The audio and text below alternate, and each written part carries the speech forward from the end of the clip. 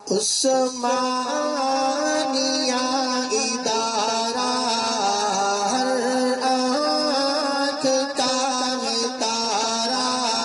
جہاں تک کشمیر کا معاملہ ہے، یہ اتنا سنگین ہے، اتنا طویل ہے، اتنا پرانا ہے کہ بہت سے لوگوں کو اس کی بنیاد بھی معلوم نہیں۔ جب ہندوستان تقسیم ہوا تو اصولی طور پر تینوں قوموں کے درمیان یہ بات طے ہوئی تھی، ہندو، مسلمان، سکھ اور انگریزوں کے انگریز قابض تھے ہندوستان پر، کہ جتنی ریاستیں ہیں ہندوستان میں، پورے ہندوستان میں، جس میں پاکستان بھی شامل تھا، ریاستوں کو حق دیا جائے گا کہ وہ کس ملک کے ساتھ رہتی ہیں۔ پاکستان میں جتنی ریاستیں تھیں ان سب نے کہا کہ ہم پاکستان کا حصہ بنیں۔ ہندوستان میں جو ہندو ریاستیں تھیں انہوں نے کہا کہ ہم ہندوستان کے ساتھ رہیں گے، اور مسلم ریاستوں نے، کئی ریاستوں نے کہا کہ ہم ہندوستان کے ساتھ نہیں رہیں گے، جس میں سب سے پہلی ریاست حیدرآباد دکن تھی، اور انہوں نے اس معاملے میں جارحیت کی، پولیس ایکشن کے نام سے حملہ کیا، جہاد ہوا، پاکستانی مسلمانوں نے بھی جہاد میں حصہ لیا۔ جو ہجرت کر کے آ رہے تھے وہ پاکستان آنے کی بجائے حیدرآباد چلے گئے اور وہاں جہاد کر کے آئے۔ بہت سے لوگ یہاں تشریف لائے جہاد کے بعد۔ جوناگڑھ مسلمانوں کی ریاست تھی، اس پر بھی بھارت نے زبردستی قبضہ کیا، اور اس کے جو نواب تھے وہ بیچارے یہاں کراچی آئے، والد صاحب رحمۃ اللہ علیہ کے پاس آیا کرتے تھے، منابدر کے نواب بھی۔ ان سب ریاستوں پر زبردستی بھارت نے قبضہ کیا۔ کشمیر کا معاملہ بھی یہی تھا کہ کشمیر جس کے ساتھ رہنا چاہیں گے کشمیر کے لوگ اس کے ساتھ رہیں گے۔ اس کو اور کشمیر کو پاکستان سے کاٹنے کے لیے اور ہندوستان کے قبضے کو آسان کرنے کے لیے سازش کی گئی۔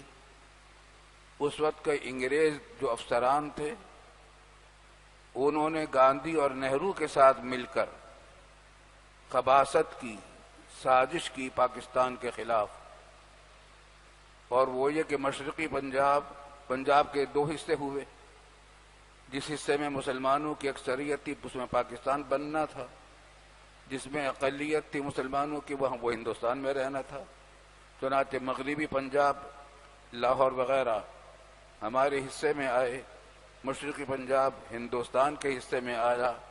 مشرقی پنجاب ہی میں ایک ضلع تھا، ضلع گرداسپور، یہاں بھی اکثریت مسلمانوں کی تھی، اور اصول کے مطابق یہاں بھی پاکستان ہی بنا۔ 14 اگست کو پاکستان کا جھنڈا لہرایا گیا، جشن آزادی منایا گیا، لیکن 3-4 دن کے بعد اعلان ہوا کہ یہ پاکستان کا حصہ نہیں، ہندوستان کا ہے، اور فوراً یلغار ہوئی سکھوں کی، ہندوؤں کی، اور انہوں نے مسلمانوں کا قتل عام شروع کیا گرداسپور میں۔ کہاں جشن منایا جا رہا تھا اور وہاں قتل عام شروع ہو گیا مسلمانوں کا۔ عورتیں ذبح کی گئیں، بچے ذبح کیے گئے، مرد ذبح کیے گئے، عورتوں کو اغوا کر کے اپنے گھروں میں لے جایا گیا۔ جو بہیمیت کر سکتے تھے وہ اس میں کوئی کسر انہوں نے نہیں چھوڑی۔ گرداسپور کے بارے میں یہ کیوں کیا؟ اس کی وجہ یہ تھی کہ گرداسپور میں پٹھان کوٹ ایک جگہ ہے، وہاں سے راستہ جاتا ہے مقبوضہ کشمیر کو۔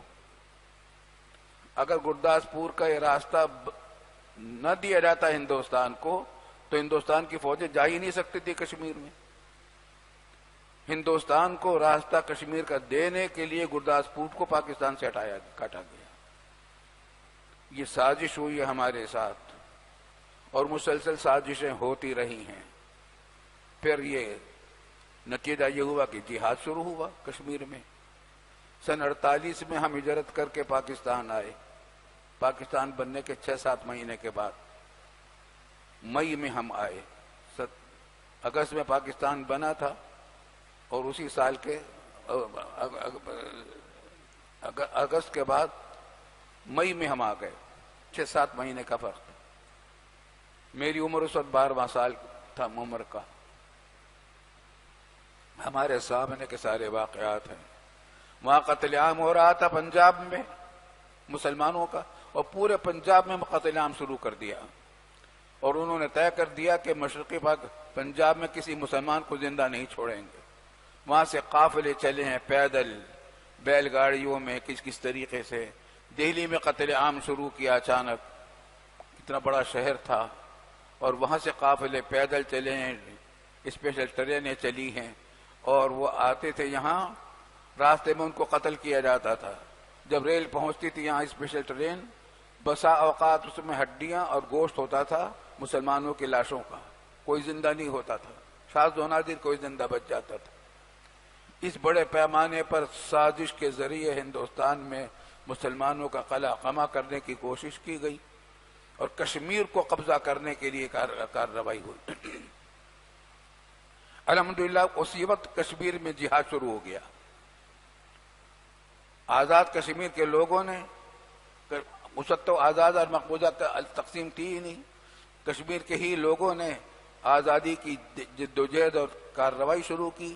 ادھر ہمارے آفریدی قبائل ماشاءاللہ وہ بہت بڑی تعداد میں یہاں پہنچے, اور انہوں نے تیزی سے فتوحات شروع کی اور آزاد کشمیر کو آزاد کشمیر بنایا. اور اب دیکھیے کیا کیا سازشیں تھی. اس وقت پاکستان کا کمانڈر ان چیف انگریز تھا. پاکستان نیا بنا تھا, ہر چیز نئی نئی تھی, آسان نہیں تھا, نیا ملک بن رہا تھا. تو انگریز کمانڈر ان چیف تھا.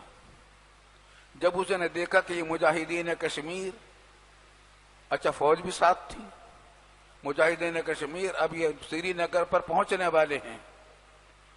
12 مولا ان کا وہاں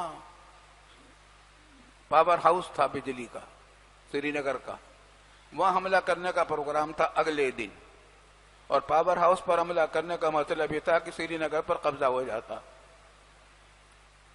ہماری اس زمانے کے جو فوجی تھے پاکستانی مسلمان, ہمارے دوست احباب تھے, کرنل کے عہدے پر تھے, وہ رو رو کر مجھے بتاتے تھے, ہمیں قصہ سناتے تھے کہ اچانک سیز فائر کر دیا ہمارے کمانڈر ان چیف نے, فوجوں کو روک دیا کہ جنگ نہ کرے, آگے نہ بڑھے.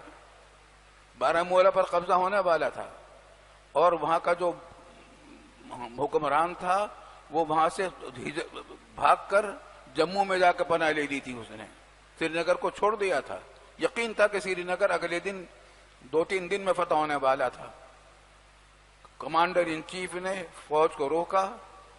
ہمارے پاکستانی فوج کے افسران داڑے مار مار کر روتے رہے کہ ہماری فتح کو شکست میں تبدیل کیا جا رہا ہے, ورنہ کشمیر فتح ہو چکا تھا. یہ سازشیں کر کر کے پاکستان سے کشمیر کو کاٹا گیا, اور ہمارے مقبوضہ کشمیر کے مسلمان بھائیوں کو پر وہ مظالم ڈھائے گئے جس کا سلسلہ آج تک ختم نہیں ہو رہا. جب ہم پاکستان پہنچے ہیں تو جہاد کشمیر جاری تھا, اور ہمارے والد صاحب کے پاس, علامہ شبیر احمد صاحب عثمانی رحمۃ اللہ علیہ کے پاس, جو پاکستان بنانے والے حضرات تھے, یہاں آتے تھے علماء آزاد کشمیر کے, اور وہ کہا کرتے تھے کہ, اور آزاد کشمیر کے اور آزاد قبائل کے جو جہاد کرتے تھے, ان کے پاس توپیں نہیں تھی.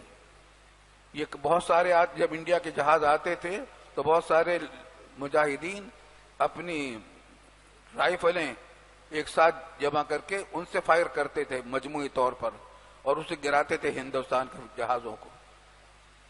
تو وہ وہاں کے جو علماء تھے وہ بھی جہاد میں شریک تھے.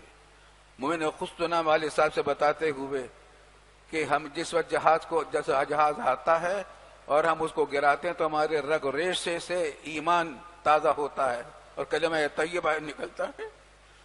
اس طریقے سے یہ جہاد ہوا تھا. جیتی ہوئی جنگ کو ہار میں تبدیل کیا گیا. سازش چلی آ رہی ہے مسلمانوں کے خلاف مسلسل, اور اس کی وجہ یہ ہے کہ ان کو یہ خطرہ تھا, اور وہ خطرہ ان کو آج بھی ہے کہ پاکستان اگر پنپ گیا تو دنیا کی سب سے بڑی اسلامی مملکت تھی یہ، سب سے بڑی۔ اس وقت مشرقی پاکستان بھی پاکستان کا حصہ تھا، تو آبادی سب سے زیادہ پوری دنیا میں کسی ملک کی اتنی نہیں تھی، انڈونیشیا کی بھی اتنی تعداد نہیں تھی مردم شماری جتنی پاکستان کی تھی۔ تو پاکستان ایک بہت بڑا زبردست ملک بن رہا تھا، اور اب بن رہا تھا اسلامی قومیت کی بنیاد پر، دو قومی نظریے کی بنیاد پر، کہ دنیا بھر کے مسلمان جتنے ہیں وہ سب کے سب بھائی بھائی ہیں، چاہے وہ کسی بھی زبان کے بولنے والے ہوں، کسی بھی علاقے کے رہنے والے ہوں، کسی بھی نسل کے آدمی ہوں، رنگ ان کا کالا ہو یا گورا ہو، سارے کے انما المؤمنون اخوہ، تمام مسلمان بھائی بھائی ہیں۔ خلقکم فمنکم کافر ومنکم مؤمن، سورہ تغابن میں اعلان کر دیا تھا قرآن نے کہ دو قومیں ہمارے نزدیک ہیں، کافر اور مسلمان۔ مسلمان ایک ملت ہیں چاہے کہیں بھی ہوں۔ تو دنیا کو یہ خطرہ تھا کہ اب تک مسلمان منقسم ہیں، بٹے ہوئے ہیں، پاکستان بن جائے گا تو ایک ایسی بڑی سب سے بڑی مملکت اسلامی آ جائے گی جو دو قومی نظریے کی بنیاد پر ہوگی، اسلامی نظریے کی بنیاد پر ہوگی، اسلام کے نظریے پر تمام پوری دنیا کے مسلم ممالک اس کے نیچے جمع ہو جائیں گے۔ چنانچہ یہ سلسلہ شروع ہوا، مشرقی عراق، شام، فلسطین، وہاں کے عظماء، علماء، حکام یہاں آتے تھے اور بار بار کہتے تھے کہ ہم پاکستان کے ساتھ ہیں۔ ادھر کشمیر میں جنگ شروع کر دی، مسلمانوں کے خلاف ہیں، وہاں کشمیر میں جنگ شروع کر دی، یہودیوں کو بسانا شروع کیا۔ تو جب ہم یہاں پاکستان آئے ہیں تو دونوں طرف جہاد ہو رہا تھا، کشمیر میں بھی جہاد ہو رہا تھا، فلسطین میں بھی جہاد ہو رہا تھا، اور جلد سے جلوس یہاں بھی نکالے جاتے تھے۔ خلاصہ یہ کہ یہ داستان چلی آ رہی ہے۔ مقبوضہ کشمیر پھر کیا ہوا؟ پاکستان نے اقوام متحدہ میں مقدمہ دائر کیا، اقوام متحدہ نے یہ فیصلہ کیا کہ کشمیر کے عوام کو اختیار ہے، ریفرنڈم کرایا جائے، اور جہاں جس کے ساتھ وہ رہنا چاہے اس کے ساتھ رہیں، پاکستان کے ساتھ رہنا چاہے تو پاکستان کے ساتھ، ورنہ بھارت کے ساتھ۔ وہ قرارداد آج تک اقوام متحدہ کے ریکارڈ میں موجود ہے، اس پر عمل نہیں ہو کر دیتا، اور بھارت نے زبردستی قبضہ کر رکھا ہے۔ اور اب تو اس نے ایسا خوفناک راستہ اختیار کیا ہے کہ قانونی طور پر بھی، بین الاقوامی قانون کے طور پر بھی اس کو بالکل اپنا بھارت کا حصہ بنانے چاہتے ہیں، ریاستی کا نام ریاستی نہیں رہے گی بلکہ پاکستان ہندوستانی کا حصہ ہوگا۔ یہ آج خطرناک صورتحال ہے۔ جتنی مرتبہ جنگ انڈیا سے ہوئی ہے الحمدللہ پاکستان کو فتح مبین حاصل ہوئی ہے، لیکن کبھی بھی کشمیر کے معاملے میں بھرپور جنگ نہیں ہوئی، ہماری فوج نے کبھی بھرپور حملہ نہیں کیا۔